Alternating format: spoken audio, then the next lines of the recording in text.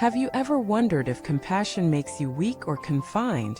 Have you ever felt that being too soft, too kind, or too forgiving means losing your own strength? Welcome back to the channel. Today's video opens the heart of a question that strikes at the core of what it means to live with depth. What is compassion really? And does it limit us or liberate us? In a world that seems to reward cold logic, fast moves, and hardened emotions, it can be easy to see compassion as outdated or even dangerous. But the truth is the opposite. In this video, we'll unfold why compassion is not a locked room, but the door to real, unshakable freedom. It's not about being weak. It's about being deeply, consciously alive.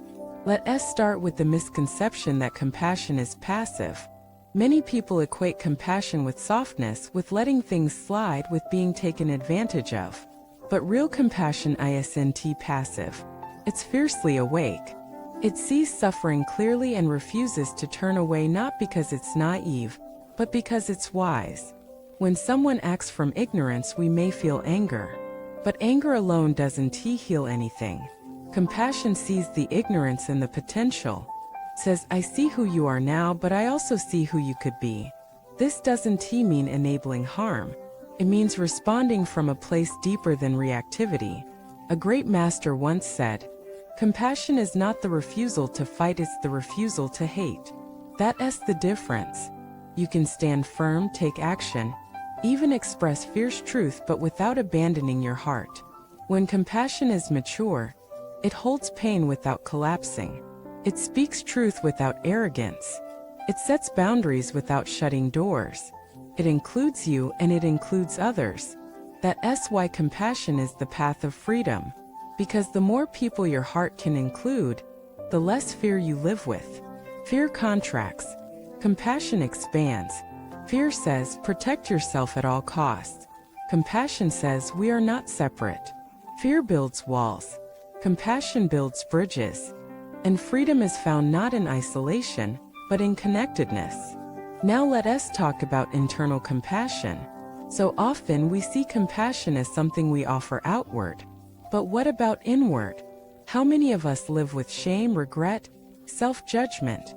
How many of us speak to ourselves in ways we would never speak to a friend? You can't give what you haven't tasted. If your compassion excludes yourself, it's incomplete. The Buddha taught metta-loving kindness, starting with oneself. Not as selfishness, but as the ground for everything else. When you treat your own pain with patience, when you meet your own confusion with understanding, you're training the heart to stay open. And that open heart becomes your greatest strength. There's a story of a monk who was once beaten by robbers. When asked how he felt, he said, they took my robes but not my compassion. That's power. That's freedom. Because when your compassion cannot be taken away, not by insult, not by failure, not even by cruelty, you become unbreakable. But this doesn't happen by accident. It happens through practice, through choosing again and again to respond with clarity and care, even when it's hard.